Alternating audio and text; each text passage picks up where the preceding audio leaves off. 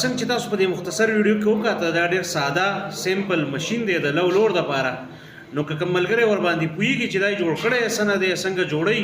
ډېرو پښتنو ملګرو یارانو دوستانو ته به اساني شي ځکه دا 15 ورځې لو لور او زمینداره د ځوانانو خاص کر شکل روان کی وزن کم کی او رنگ تک تور کی او ډېر سخت او کړاوي عمل روان دی نو کدا ماشین ساده